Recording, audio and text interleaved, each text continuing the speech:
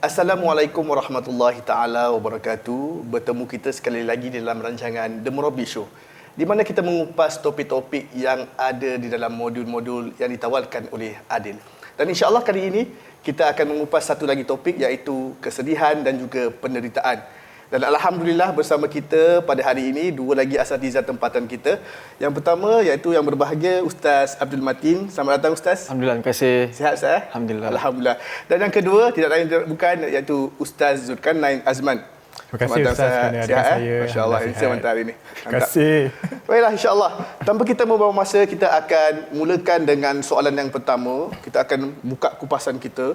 Ustaz, kalau boleh saya mulakan dengan Ustaz Zulkarnain, Ustaz. Boleh. Ustaz, barangkali Ustaz boleh berikan kepada kami gambaran sedikit latar belakang tentang modul kesedihan dan penderitaan ini. Silakan Ustaz. Secara amnya modul ni akan membahaskan tentang tujuan dan juga makna hidup itu sendiri daripada perspektif agama, dan juga ia akan memberikan penjelasan lah tentang makna kebahagiaan, makna kesedihan, dan juga sebab-sebab kenapa Allah Subhanahu Wa Taala memberikan kita semua ujian, dan juga cara meneroka ujian-ujian yang diberikan oleh Allah Subhanahu Wa Taala dengan cara yang paling terbaik lah. Okey. Jadi itu adalah gambaran am lah untuk modul ini. Cuma saya nak berikan satu nota ataupun disclaimer bahawasanya modul ini tidak bertujuan untuk meleraikan kesedihan dan juga penderitaan lah yang dihadapi oleh para peserta dengan secara serta-merta, tetapi ia cuma memberikan gambaran am lah daripada perspektif agama tentang makna dan juga konsep kesedihan dan penderitaan, dan juga macam tadi saya katakanlah cara-cara untuk kita menangani cabaran dan ujian yang diberikan oleh Allah Subhanahu Wa Taala.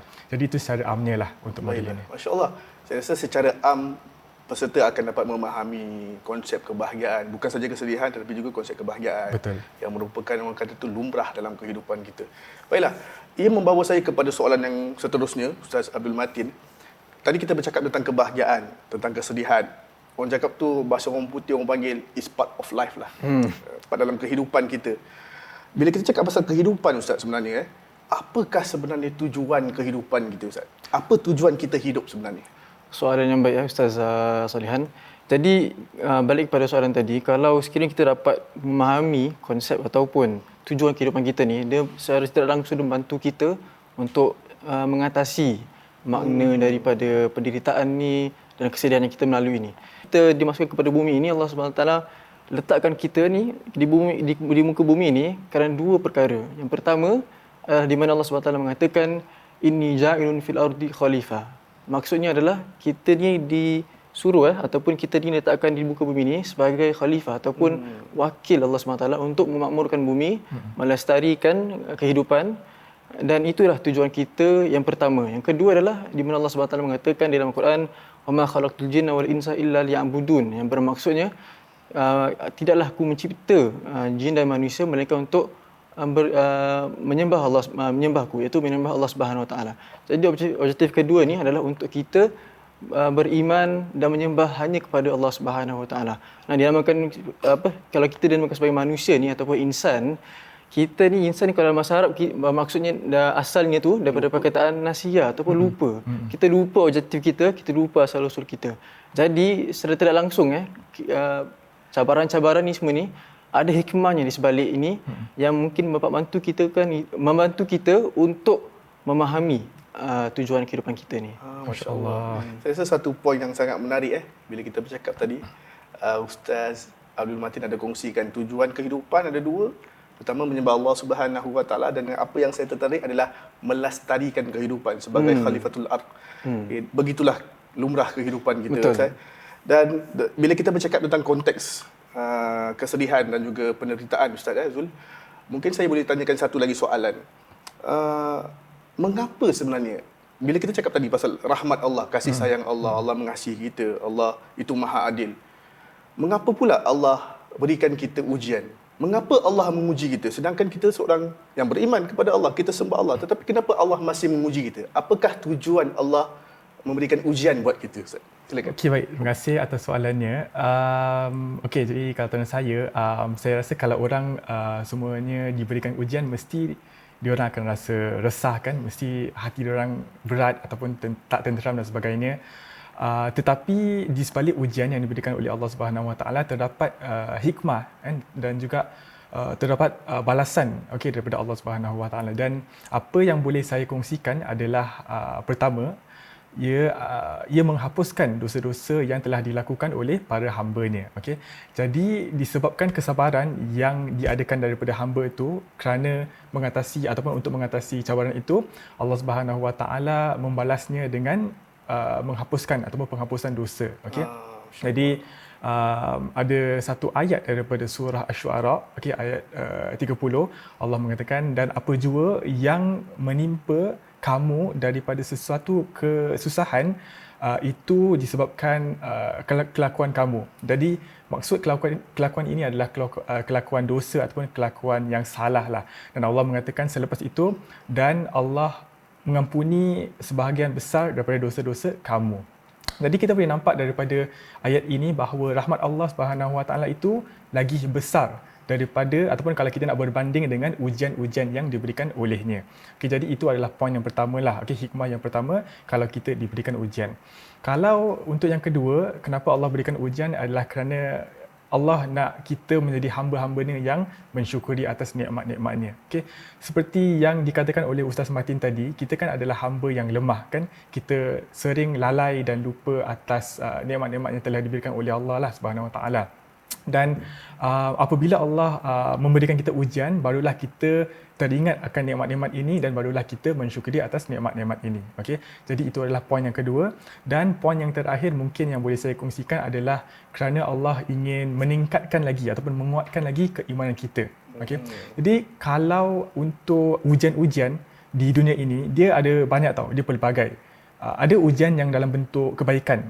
Mungkin contohnya ujian dikurniakan anak yang banyak, ataupun ujian dikurniakan kewangan yang banyak, ataupun ujian yang bentuk yang tak baik lah kan, mungkin bencana ataupun hilang kerja dan sebagainya.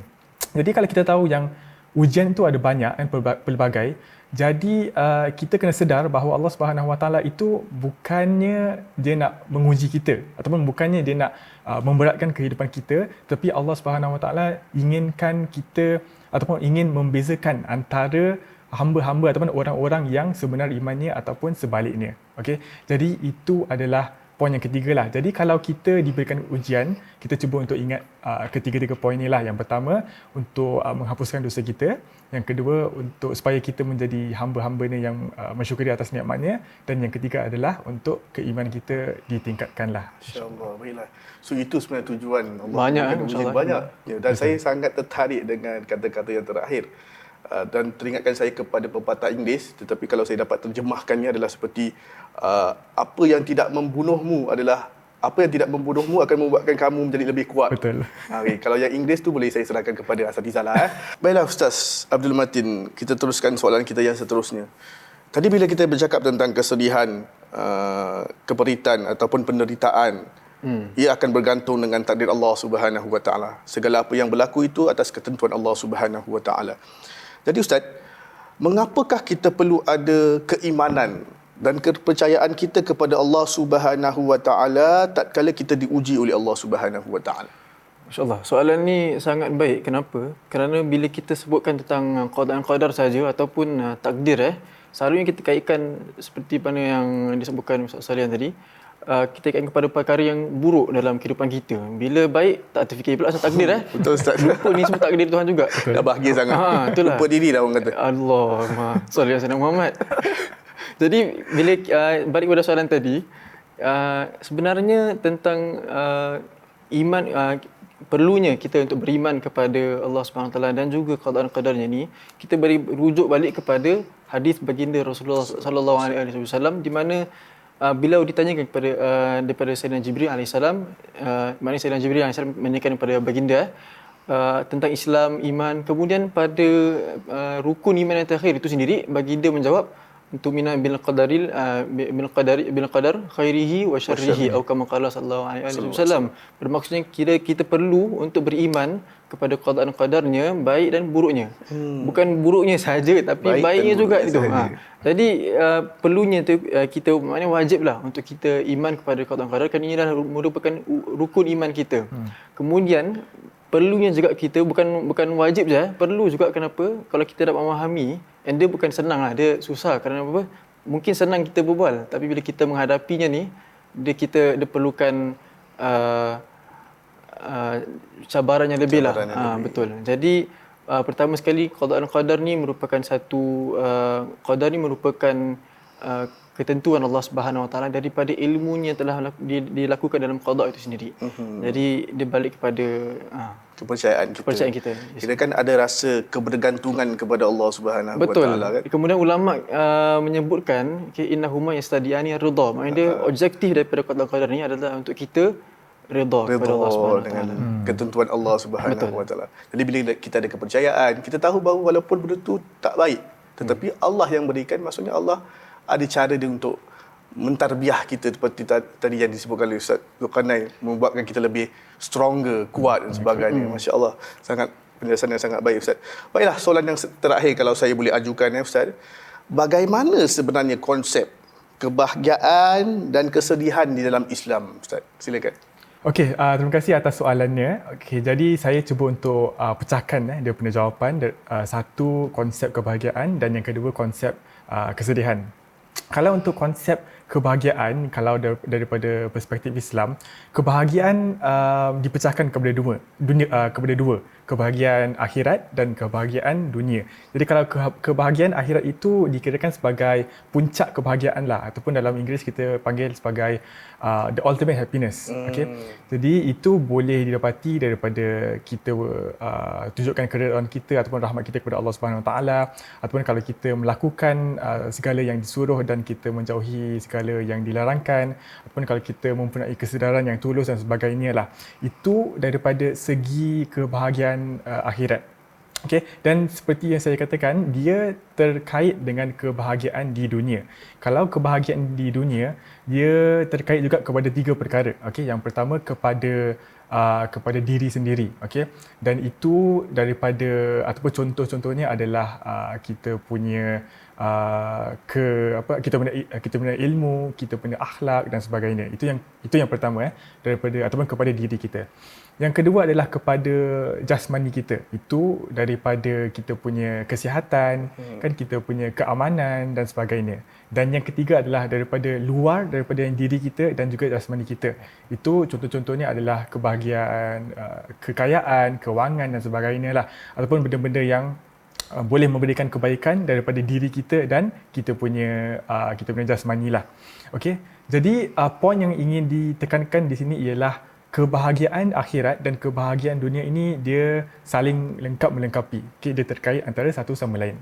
Jadi itu adalah makna ataupun konsep kebahagiaan lah. Okay.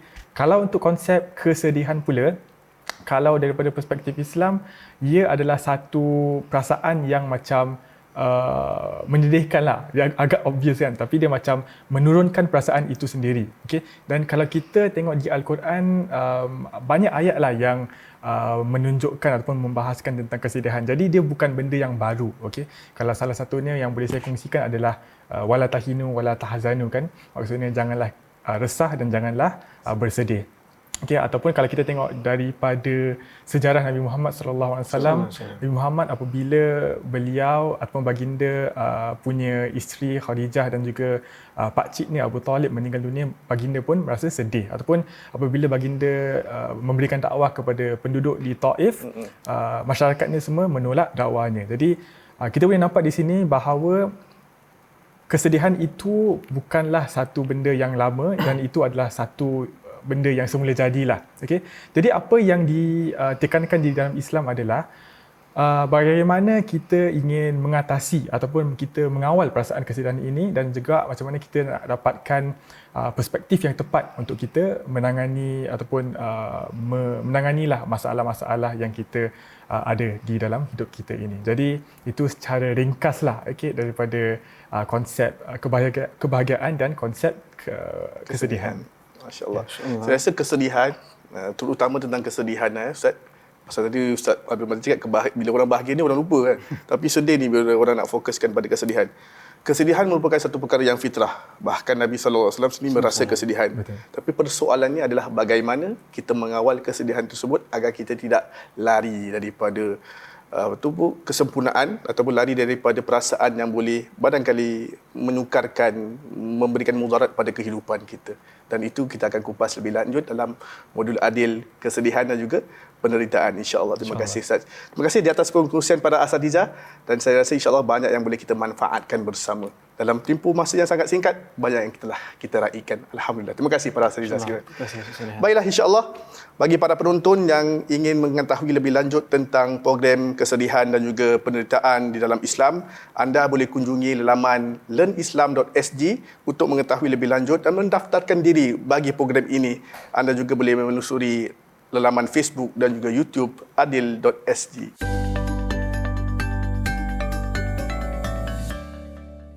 Alhamdulillah, selamat kembali dalam rancangan The Murabi Show. InsyaAllah kita akan teruskan kepada soalan yang seterusnya yang lebih berbentuk kepada soalan personal, orang kata. Mungkin kita boleh mulakan dengan Ustaz Abdul Matin. Saya bagikan contoh lah, dan Ustaz juga boleh kongsikan bersama. Contoh saya sebagai, walaupun saya seorang ustaz, kita juga macam tadi dikatakan fitrah kehidupan, ada kesedihan, ada penderitaan.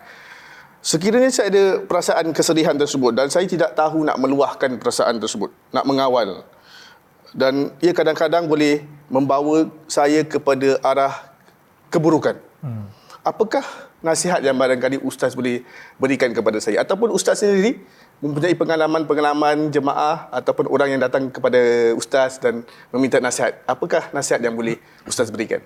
Masya Allah, macam seperti mana apa yang Ustaz tadi sebutkan, ini sebagai lumrah hidup kan, istilah bahasa Inggeris trials of life lah. Masya Allah. Jadi Masya Allah. Jadi ujian-ujian ni memang secara tak langsung kita pun memang lalui lah. Okay, mungkin tahap dia tu berbeza.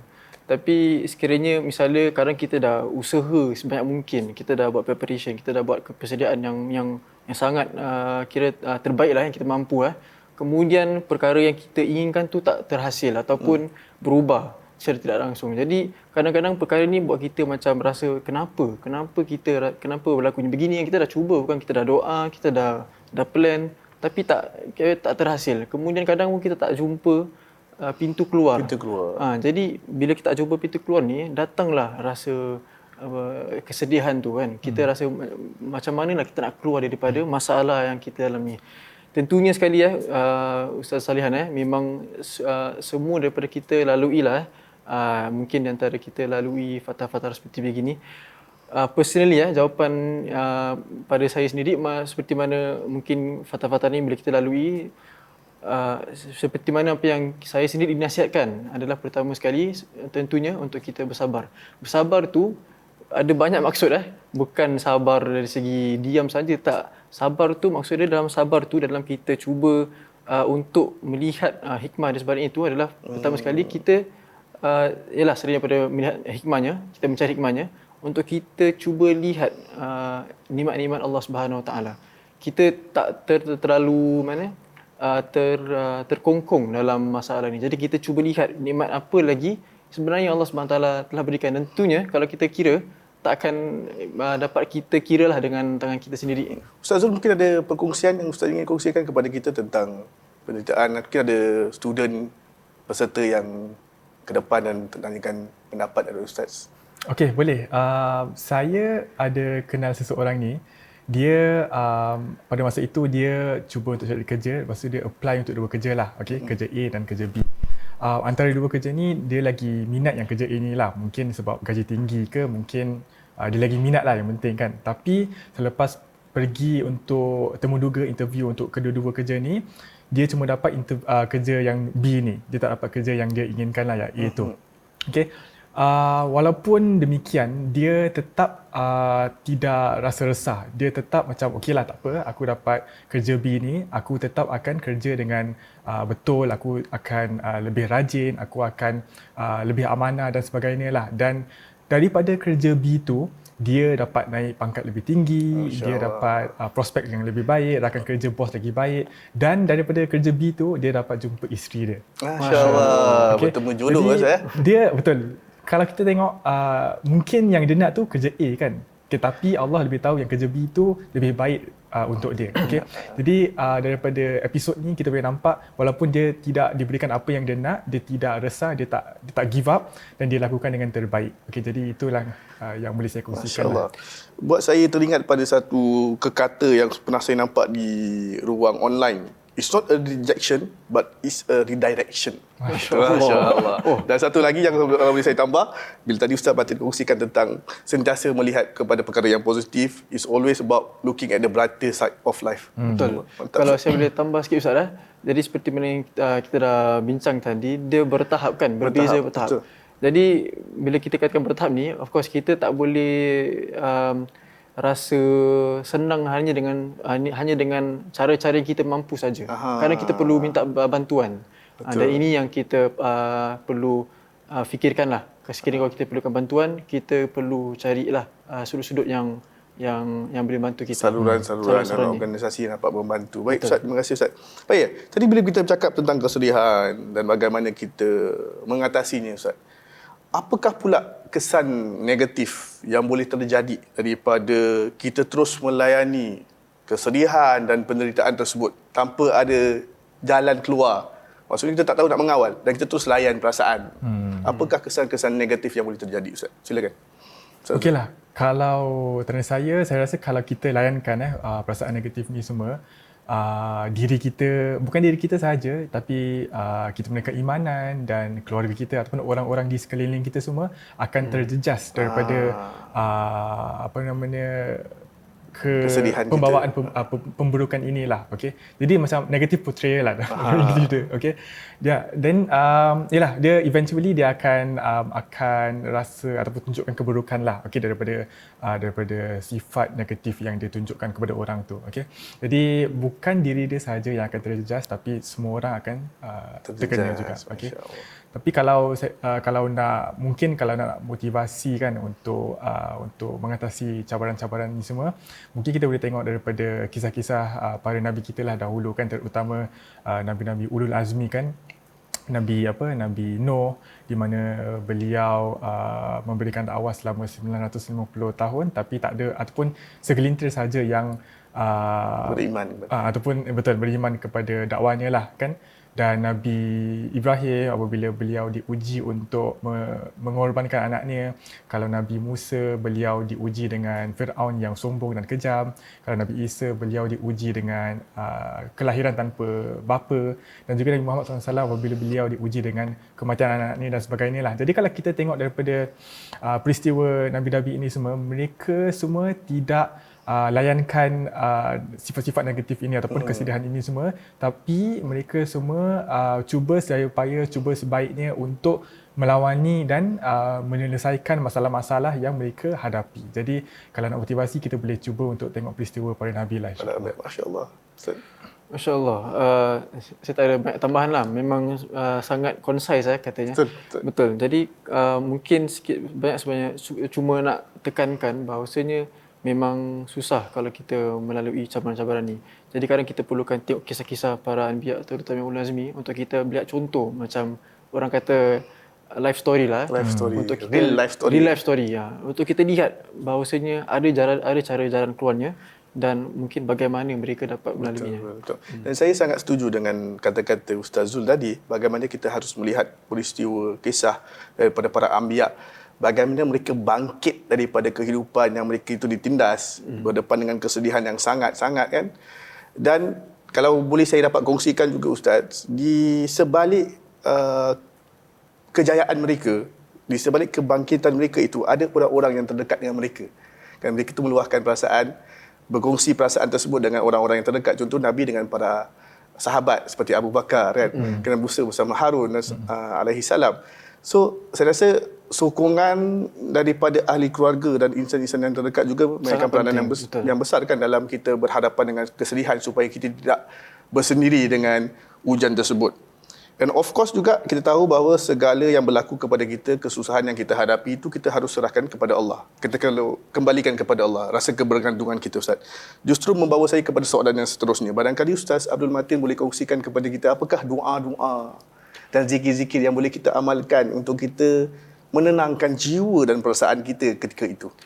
Masya Allah, doa-doa ni merupakan antara cara yang boleh sangat penting lah untuk kita mengatasi saat-saat kita melalui fatrah penderitaan dan kesedihan ni. Banyak sangat yang kita boleh belajar daripada hadis baginda Rasulullah SAW. Dan di antaranya adalah seperti yang disebutkan, Allahumma rahmataka arju fala takini ila nafsi tarfata ainin, yang bermaksud wahai Allah Subhanahu wa taala, Allahumma rahmataka arju, rahmatmu lah yang aku mencari atau yang aku inginkan. Fala takilni, janganlah tinggalkan aku bersendirian dengan diri aku sendiri walaupun dalam sekelip mata. Jadi itu antara doa yang personal lah bagi saya, antara doa yang sangat penting dan terkesan dalam hati. Banyak lagi, bukan doa itu saja. Kadang-kadang zikir yang kita boleh bacakan seperti hasbunallahu wa ni'mal wakil. Zikir ni ataupun dengan selawat sendiri itu, Allahumma salli ala Muhammad, sangat pentinglah kerana ia dapat pertama sekali menghapuskan dosa-dosa kita. Kadang-kadang dengan dosa kita ni, penghapusan dosa kita ni dapat kita lihat cara jalan keluar.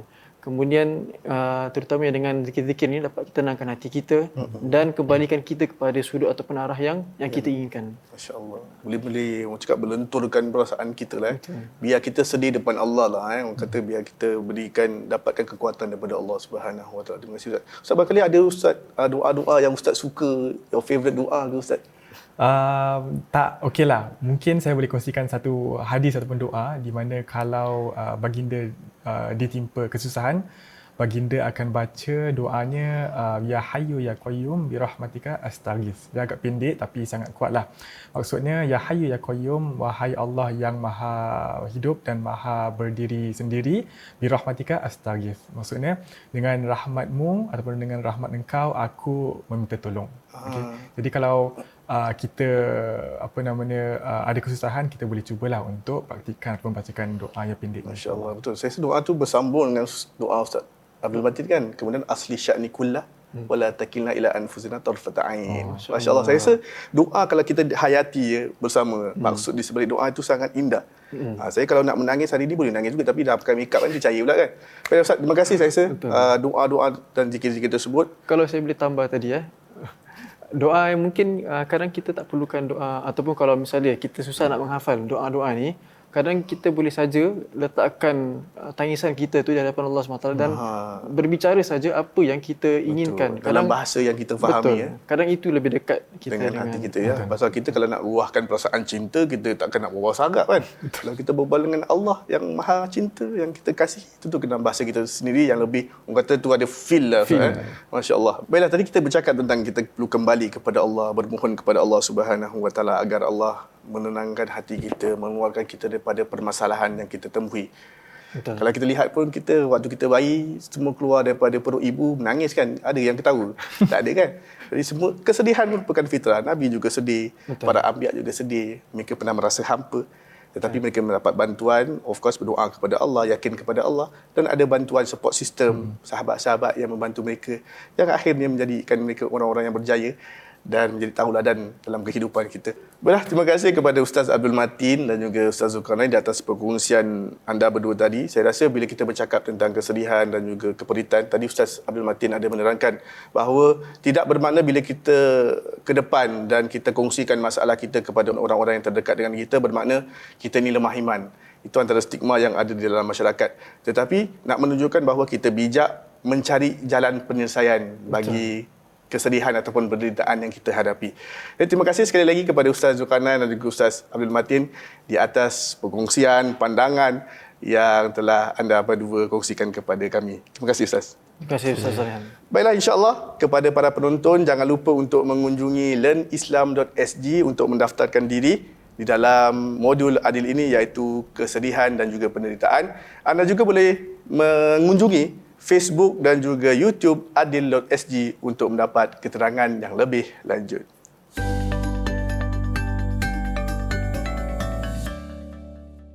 Kesedihan dan juga penderitaan merupakan fitrah dalam kehidupan manusia. Kita akan berhadapan dengan perasaan-perasaan yang pelbagai. Tapi bagaimana kita nak mengatasi perasaan tersebut? Islam telah mengajarkan dan meletakkan garis panduan bagi kita mengatasi perasaan tersebut. Para anbiya, Nabi SAW sendiri berasa sedih apabila terjadi sesuatu perkara dalam kehidupannya. Tetapi Nabi SAW tidak pernah berserah diri, tidak pernah menyalahkan Tuhan apabila berdepan dengan ujian-ujian tersebut. Kerana ujian adalah salah satu bentuk cara Allah Subhanahu Wa Taala menjadikan kita insan yang lebih kuat, bersabar, berdaya tahan dan teruskan kehidupan kita seperti biasa. Dalam masa yang sama juga, jangan malu dan jangan segan untuk meminta bantuan daripada sahabat-sahabat, orang-orang yang terdekat dengan kita, organisasi-organisasi yang membantu kita, saluran-saluran yang tertentu untuk kita berhadapan dengan ujian-ujian tersebut agar kita dapat menjadi insan yang lebih hebat, lebih kuat, berdaya tahan dan menjadi insan yang penyumbang kepada masyarakat yang berbilang bangsa. Baiklah, terima kasih kepada Ustaz Abdul Matin dan juga Ustaz Zulkarnain kerana sudi meluangkan masa bersama kita pada hari ini untuk berkongsikan tentang modul adil kesedihan dan juga penderitaan. Kami mengucapkan ribuan terima kasih kepada kedua-dua asatidzah di atas perkongsian yang sangat bermanfaat dan saya harapkan para penonton juga akan menerai manfaat yang sepenuhnya daripada perkongsian kita pada hari ini. Moga Allah Subhanahu Wa Taala memberikan sebaik-baik ganjaran kepada anda berdua. Jazakallahu khair. Jazakum khairan. Baiklah, itu sahaja perkongsian kita tentang modul adil kesedihan dan penderitaan kita kali ini. Jika anda ingin mengetahui lebih lanjut tentang program-program yang dianjurkan ataupun ditawarkan pihak adil.sg, anda boleh mengunjungi learnislam.sg untuk mengetahui dan mendaftarkan diri bagi program-program yang telah tersedia di masjid-masjid di kejadian anda, insya-Allah. Kita bertemu lagi. Wabillahi taufiq wal hidayah. Wassalamualaikum warahmatullahi taala wabarakatuh.